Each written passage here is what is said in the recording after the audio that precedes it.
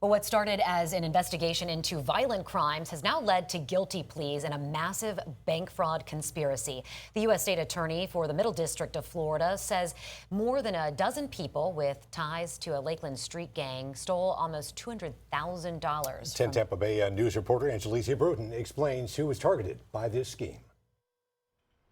U.S. Attorney Gregory Kehoe says 19 people pleaded guilty in connection to a statewide bank fraud conspiracy. He says the group stole money from banks, businesses, and vulnerable people, all in their own community.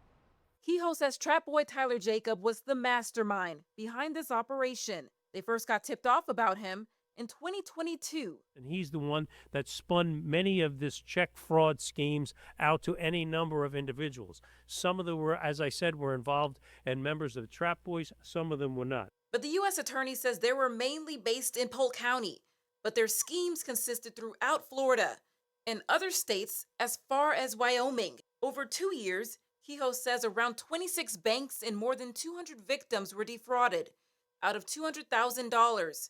Targeting deceased individuals, residents of assisted living facilities, and people deemed mentally incompetent. He says the group attempted to steal more than $1 million before investigators stopped the scheme. I would be remiss if I told you that at the end of the day, we recoup dollar for dollar. We don't, which is part of the heartache, a lot of this, especially when you have victims that just can't afford to lose this kind of money.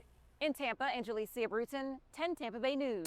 The U.S. Attorney says that Jacob has not been sentenced, but he could face 20 years in prison.